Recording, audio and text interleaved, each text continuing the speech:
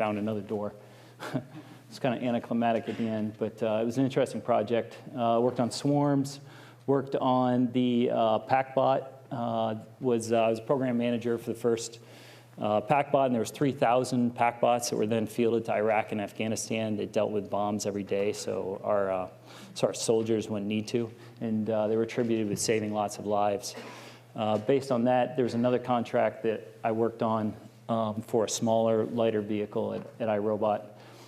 I was at iRobot for a while, and then I left and joined another startup, and we worked on this. On the bottom right was a robot that would pick up bombs and kind of put them in its belly, basically. And so I did all this. There was a team of just 4 guys that put that whole thing together for the Air Force, and I did all the electrical engineering and software for that. So currently I'm at a drone company, so I switched it from ground robots to air robots, and one of the reasons for that is, so air robots have advantages over ground robots in one way, and that is they don't have to deal with the ground.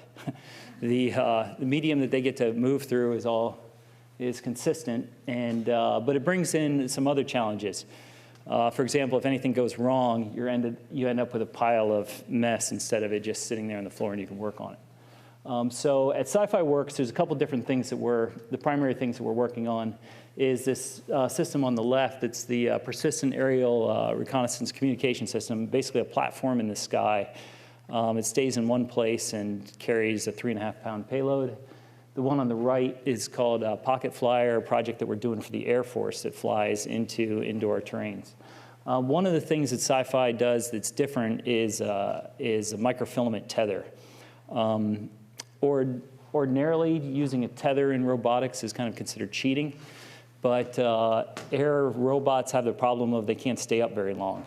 And so we've kind of taken the idea of a tether and kind of turned it on its head and we've developed technology for a very thin tether and ways to manage that tether so that we can solve the endurance problem and our air vehicles can stay in the air for a long time. So this is the type of products that we're working on right now at Sci-Fi.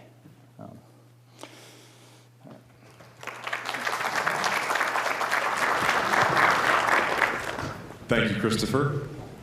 And now, Charles Grinnell, it's your turn to talk about harvest automation.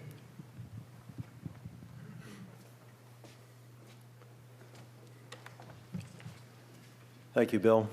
I'm going to talk, before harvest automation, just a little bit about my career, which I think might be interesting for some of you. I'm a relative newcomer to robotics. Just